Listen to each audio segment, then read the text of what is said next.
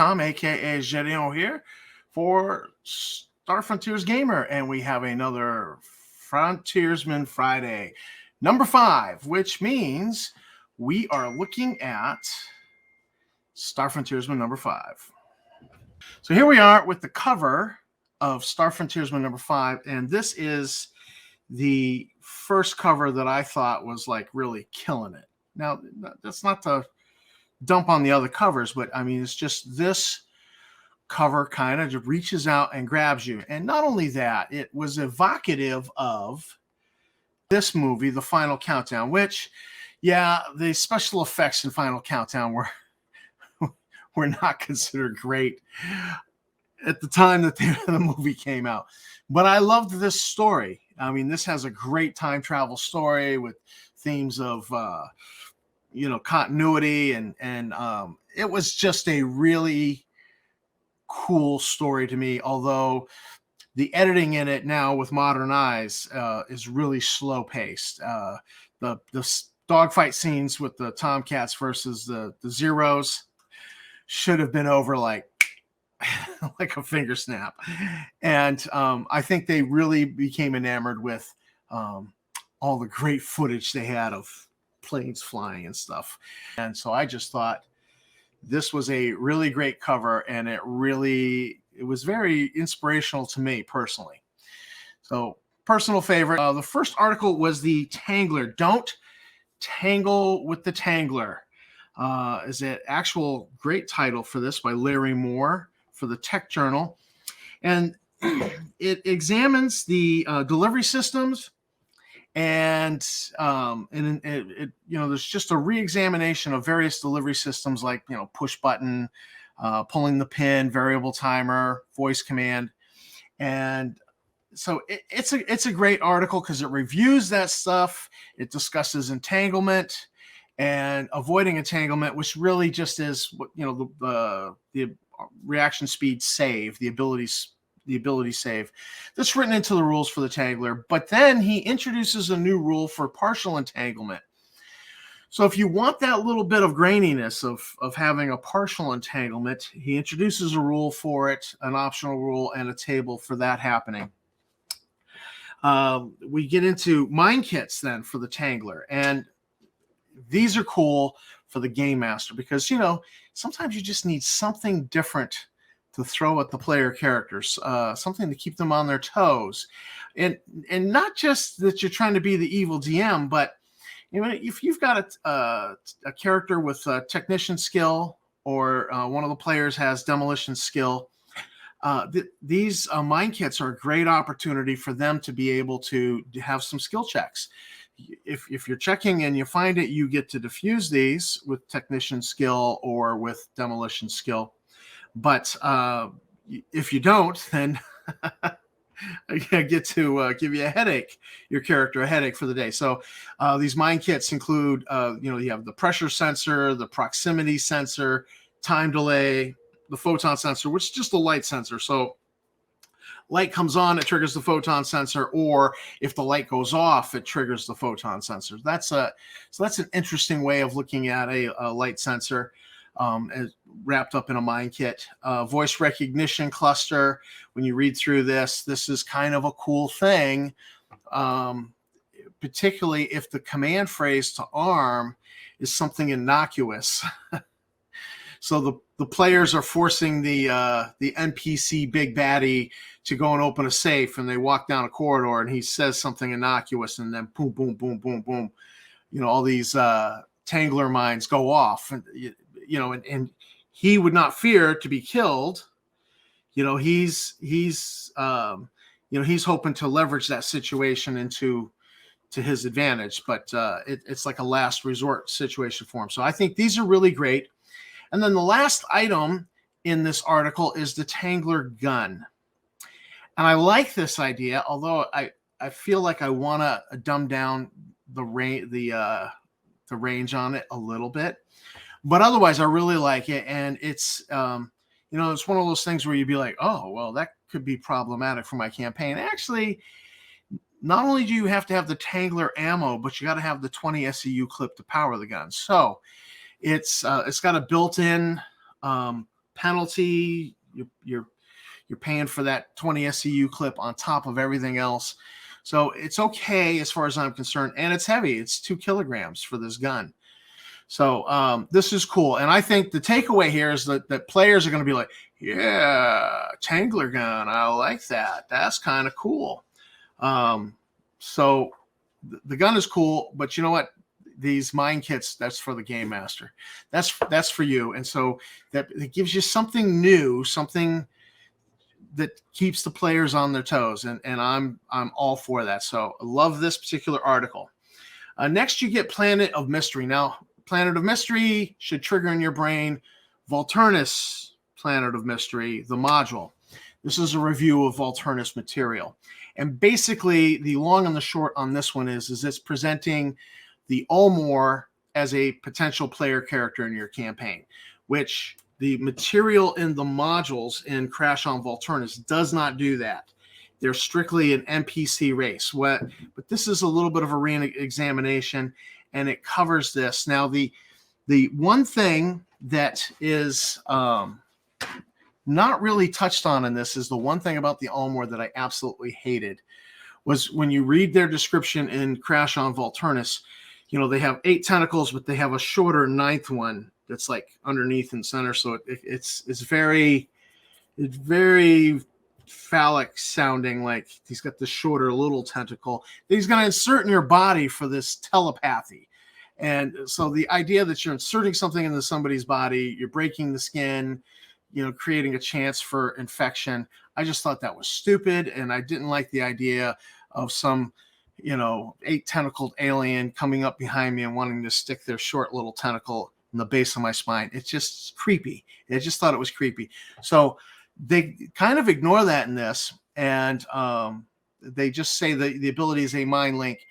I call it touch telepathy. They're a touch telepath. They just touch you. They can communicate, kind of like Spock with the mind meld, although quicker.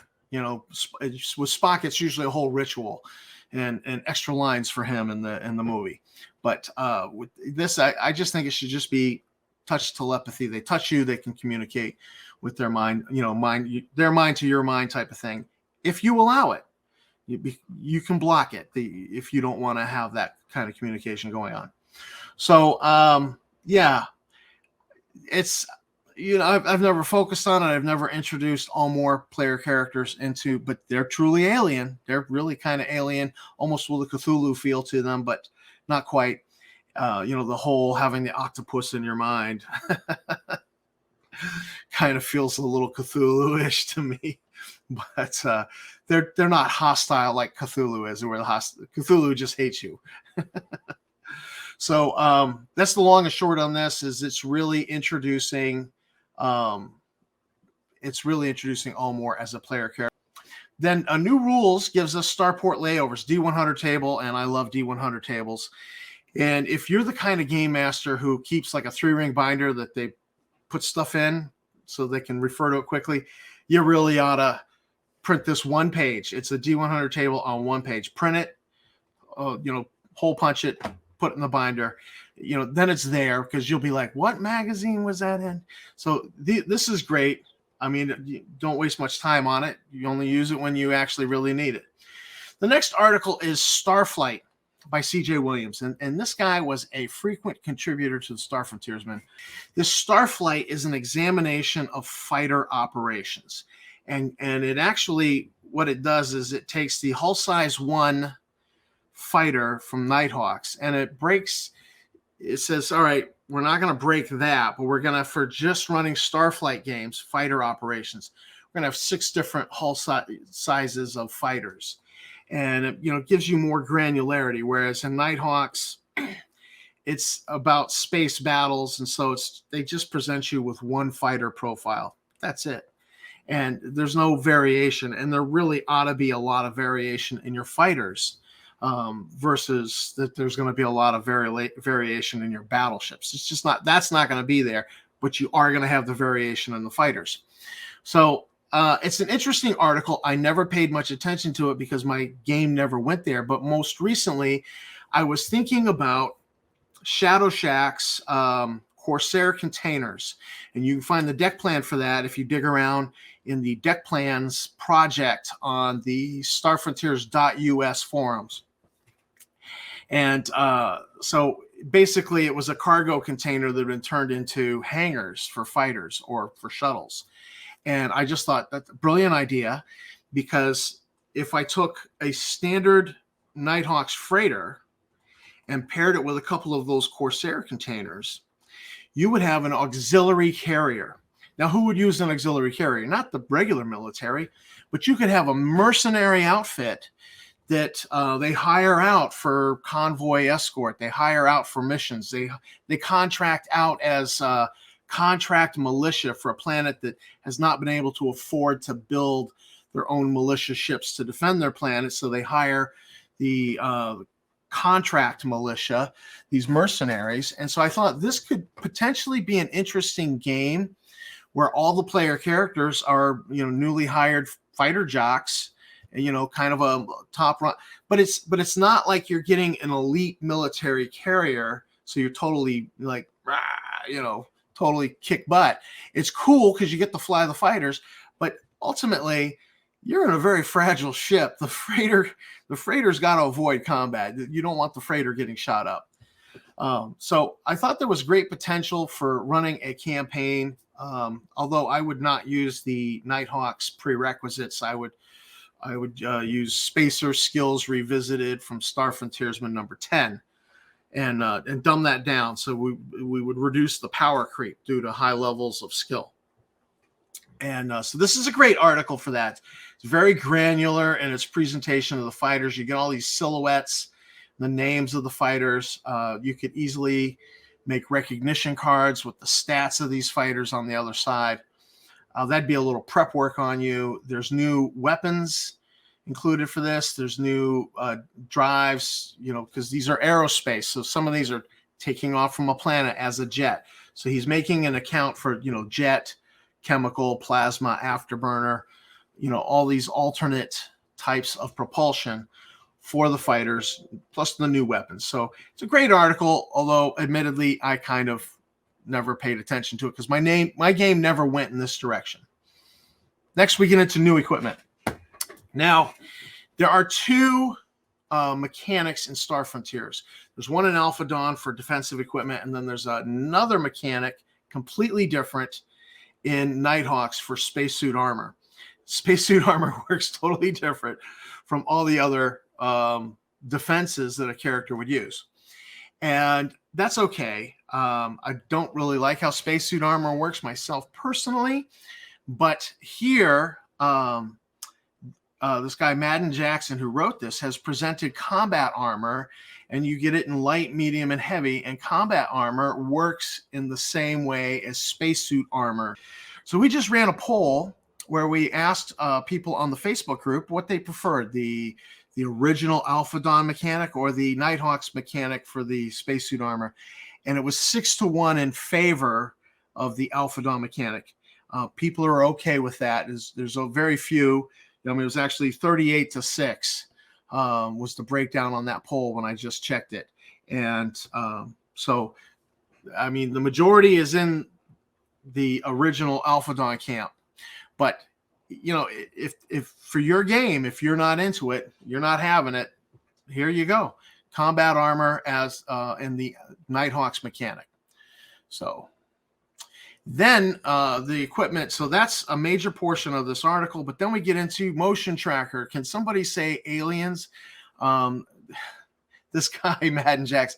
All right, I'm going to go out on a limb and say he'd been watching Aliens and not just the theatrical release. And the reason for that is because he introduces the motion tracker here, but he also introduces the sentry guns. And these are not in the theatrical release, but they're in like the bigger director's cut, if you've seen that. And these were cool, and they definitely needed to be added to. The motion tracker, as far as I'm concerned, that's for the players. Sentry guns, that's for the game master. Make it harder on the players to storm, have fun storming the castle type of thing. So I definitely think these are things that evil NPCs have put in place to defend their lairs, and game masters should have this available to them. And then he introduces the pulse rifle right out of Aliens. Why not? It's cool. Great illustration of it there. And then we come down to Yuzarian disc grenades. Yuzarian disc grenades are great. They're basically the Yuzarian honor weapon introduced. I think it was in a polyhedron. Was the Zamra, and the Zamra is cool. It's a mad cool, throwing blade. But why would a Yuzarian want to throw a regular grenade? He'd throw a disc grenade. So I like these Yuzarian grenades. They're a nice addition to the game, and I'm going to come back to that in a second. But let me just talk about this inertia wall sitting here. This inertia wall was more or less what was in the Star Spawn of Volturnus module. In one of the encounters, when you're fighting out the whole Battle of Volkos, one of the encounters is that the Sathar have set up these inertia walls, and the player characters need to take them down before the Ul-mor do their charge, because the Ul-mor are cavalry, and they ride those velociraptor-like lopers. And so when the good guys realize that these walls have been set up by the Sathar, they're like, gotta have a special mission. We gotta get these things taken down. So that becomes an objective. Well, that was a piece of equipment that was just there in that encounter, and it did filter its way into the regular game. And I'm so glad that this inertial wall's put here, because it's an interesting piece of tech. I think it's interesting, and it's certainly something the player characters might be really glad to have if they were setting up a, remember the Alamo defense, they're defending a position and just swarms and swarms of whatever's coming at them. This might be really handy for them.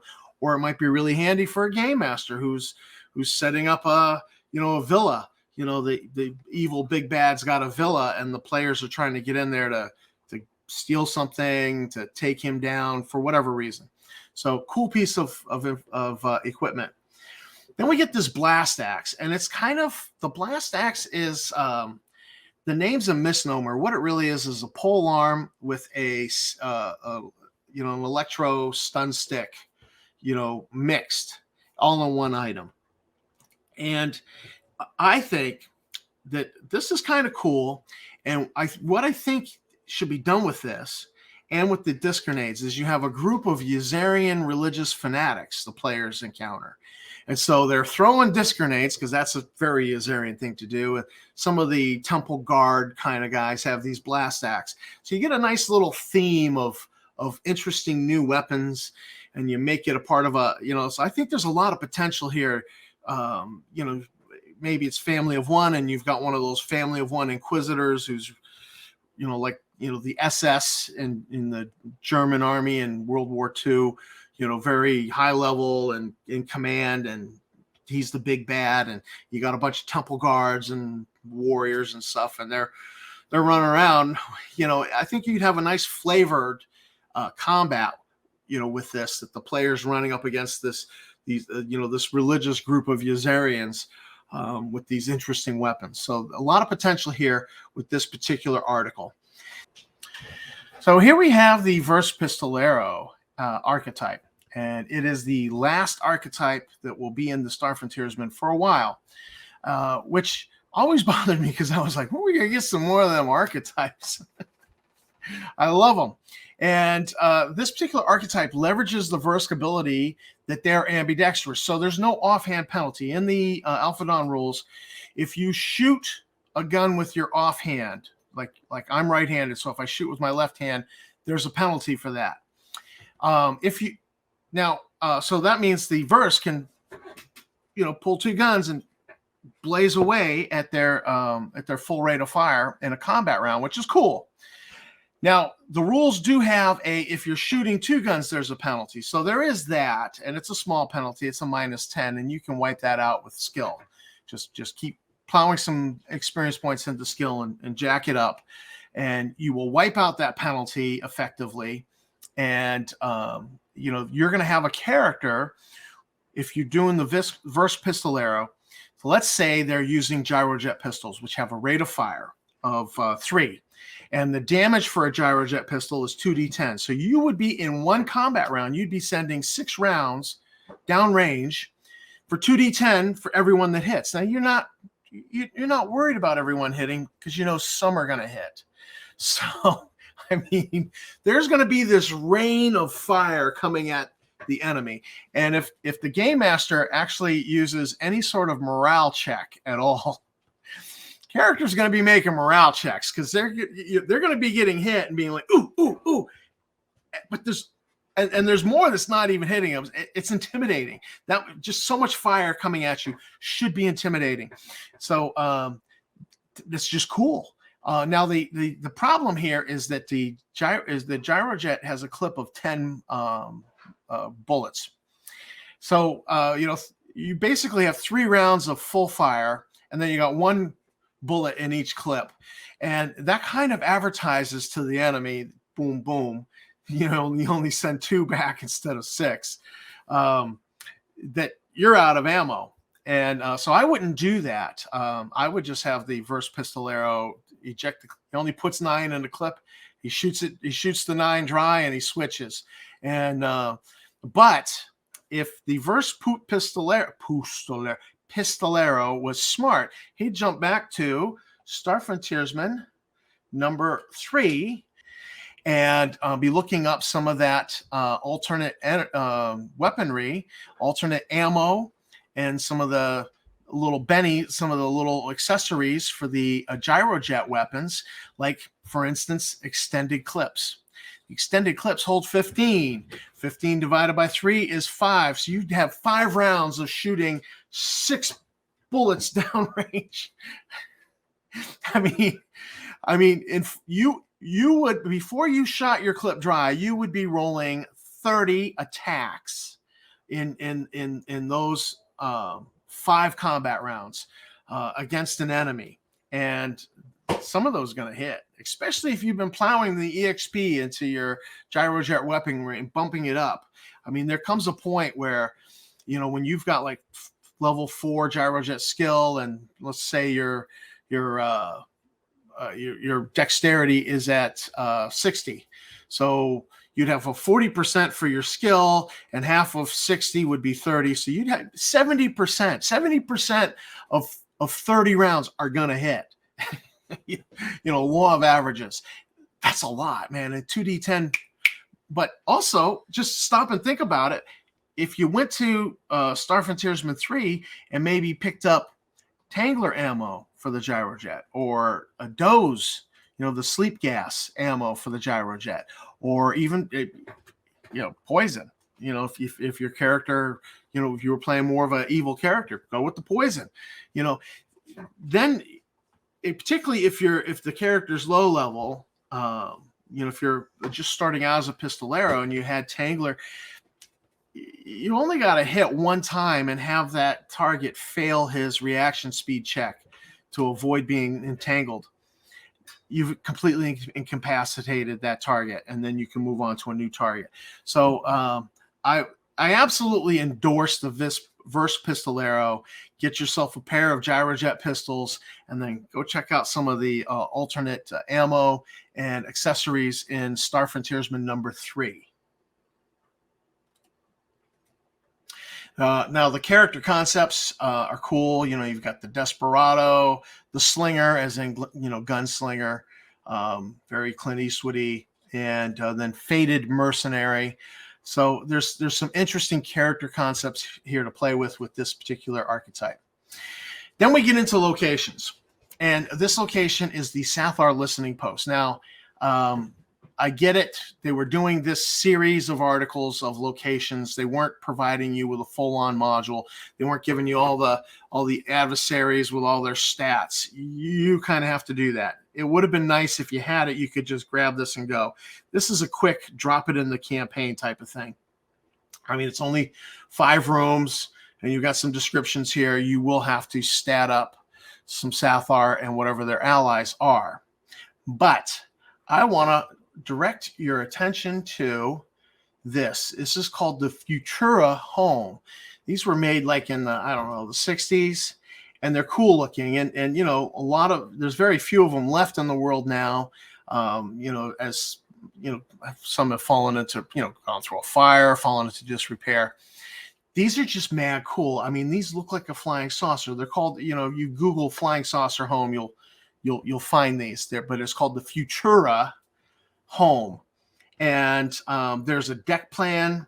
There's like a map showing the inside with the stairs going in. And I've referred to these as a Draw-a-Sight drop pod. It just looks, you know, so sci-fi spacey. And I've used like beat up, chipped, painted pictures of them in my game. And, you know, you search the internet, you'll find this stuff. And they're just cool. Like I said, there's a map out there somewhere that I downloaded showing, you know, like it did it as a deck plan of the inside of these. And it's surprising how much they've packed into the inside of this thing. And I always thought, man, if I won stupid money in the lottery, I'd buy one of these and put it in the backyard for the kids to play in.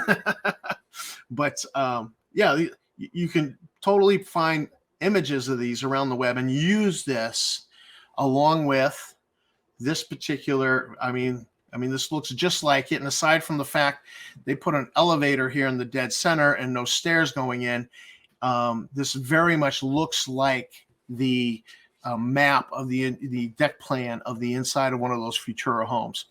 So there are resources out there that you could use with this. You know, if you were an artist, you might get some of those pictures and redraw them with Star Frontiers characters outside of it. It's just cool. And so I kind of like this Sathar listening post because I like the Futura homes. Now, the city tiles. All right, they're great. I just never used them. So moving right along. Now, remember when I said somebody had been watching Aliens? This author here, Madden Jackson. Clearly he'd been watching Aliens because then he turned around and was thorough and gave us the Xenomorphs. And this article is like, if you remember the Dragon magazines back in the day that had the ecology of. This is the ecology of the Xenomorph. And he covers a lot of information in here. So if you're into that kind of an article, you're going to like this. But the thing is that he is thorough. He gives you the face hugger, the chest burster, the warrior, the sentry, and the queen. So he's very thorough. You get all this whole panoply of alien creatures to use.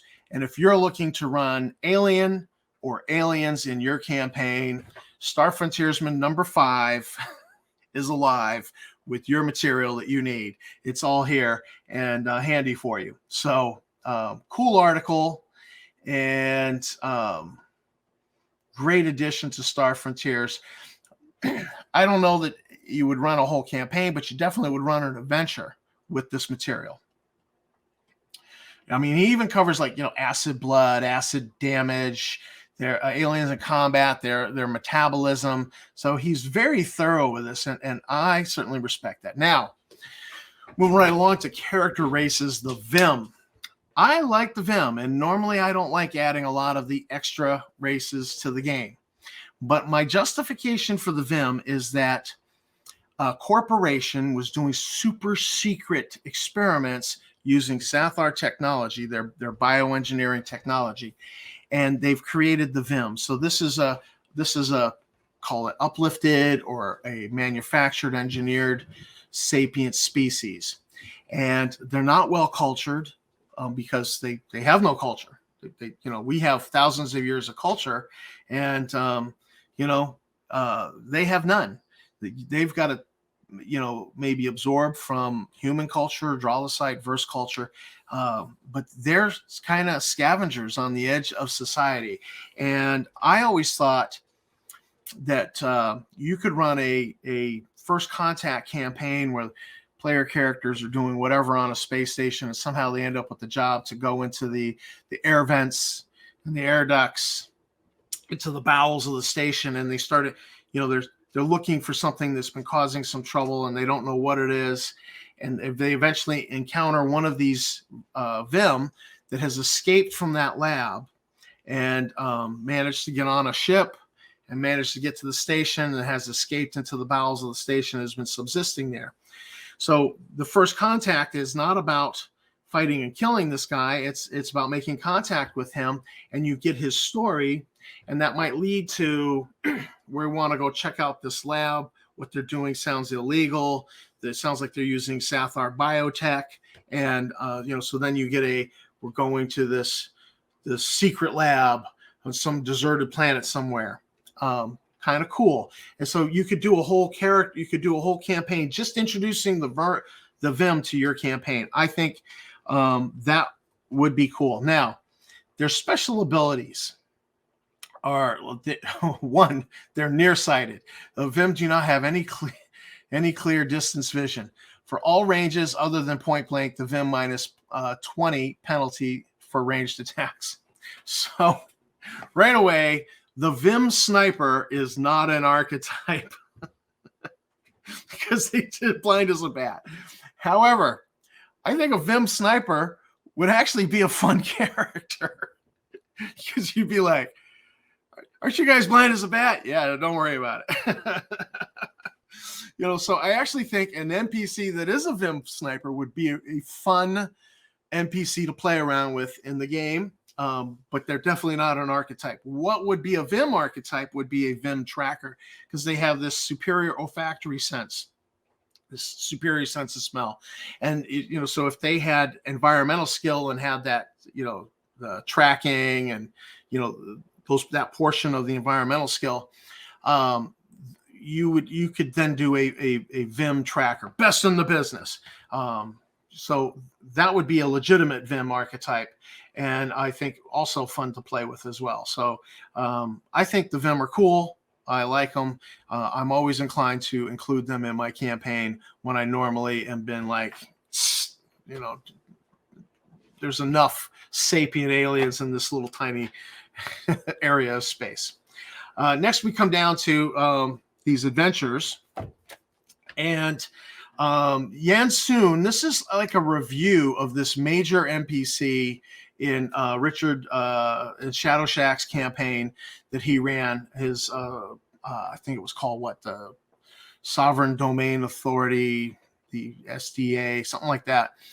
And so General Yansun's a major character in that. And so this is a write-up on it. It's kind of cool. Double-edged sword subplot.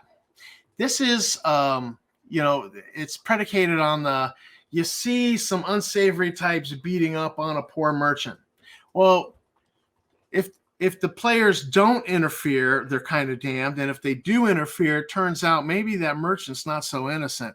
And so that's what they're trying to set up here, is to make you think in terms of a damned if you do, damned if you don't encounter for the player characters. And I certainly endorse that type of a encounter for the player characters. It sounds like fun to me.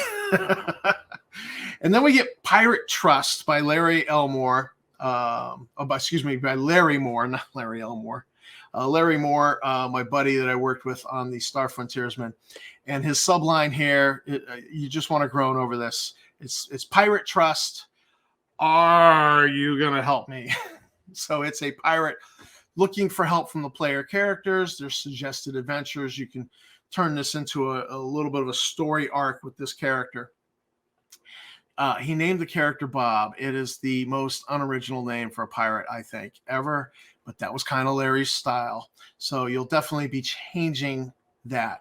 Sanctuary City by Bill Logan. Now, it says Plague World, but it's not necessarily specifying that it's one of the 4 or 5 plague worlds that Zebulon's Guide introduced. So it doesn't have to be. So if you don't like the plague worlds, and I don't, this is still a usable, and it's kind of a campaign seed. What they're giving you here with the Sanctuary City, Century Trouble, Heart of the Problem, Bastion of Hope. And so this is actually a bit of a campaign seed, not an adventure seed, but still very cool, very usable. And then we get to the classifieds, and I like the classifieds, but these are not the standard classifieds. These are actually a real classified advertising real products that were out there. These were the digitally remastered books. So if you've never seen them, here you go. This is what they looked like. Star Frontiersman, to keep it in your head. This is your alien playing aliens. This is the first Pistolero that I love. This is the Vimh. which I think are actually a cool race. So this is Tom from Tabletop Tap Room. I want to thank you for watching my video. Thanks to my subscribers. You guys are great. And I will see you in the frontier.